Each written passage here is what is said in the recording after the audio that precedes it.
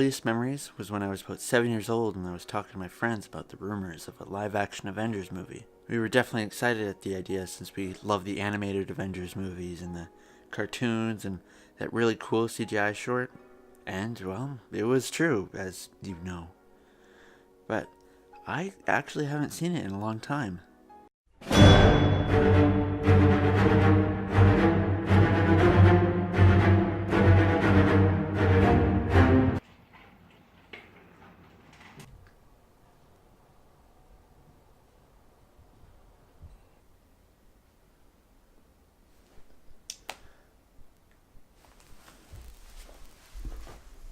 The beginning of this movie is really bad, not only just because the lighting is flat and really TV show-like, the whole movie is kind of like that, so that's not the issue here. A bunch of stuff just kind of happens, and we don't know who all these people are, and Loki shows up and, whoa!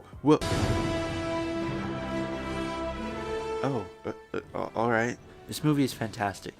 You don't have to watch the rest of Phase 1 to get this film, because of how well it introduces everyone. Ironically, the one it introduces the worst is the one who has the least screen time in the previous films. Loki.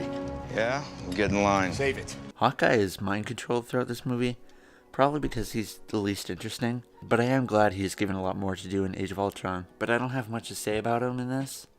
He has some good lines, and I appreciate how they go full on with his powers. Guys?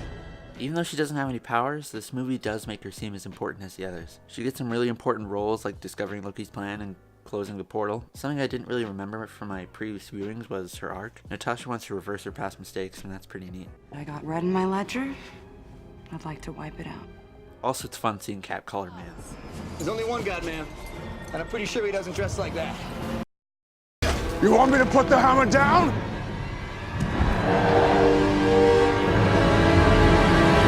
Thor in this film is really strange. He has a massive accent, and, well, everyone in this film is really exaggerated. For having his brother be the main villain, Thor, like Hawkeye, has very little to do. He's very important to the plot, and he's useful in the universe. He's just there because Thor needs to be there.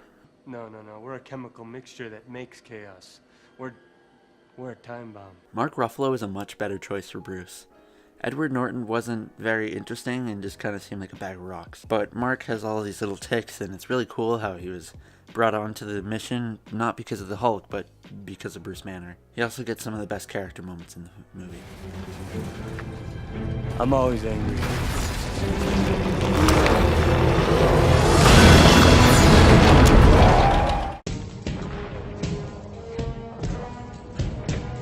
Cap is so great in this. I love all the cheese in this film, and all that stuff comes from him. And I don't mind the suit, okay? It looks a bit cheesy, but the Avengers could use a little old-fashioned.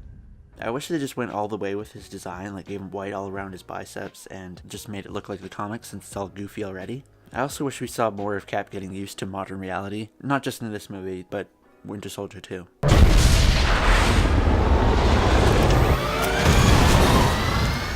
You're not the guy to make the sacrifice play.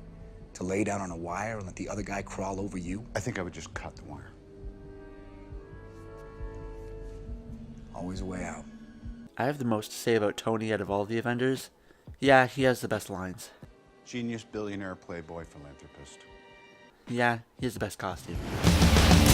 But I do love me some noble Tony. People kind of forget that Iron Man is a hero. Cap says that sacrifice line I showed earlier, but what's so good about that line is that he's wrong. At the end of the film, Tony takes a nuke heading for New York, and instead of just hitting it in the ocean or, The way out.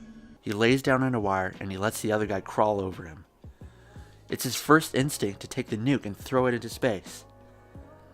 Tony believes he's going to die. Don't waste it. Don't waste your life. That's why this film is so good.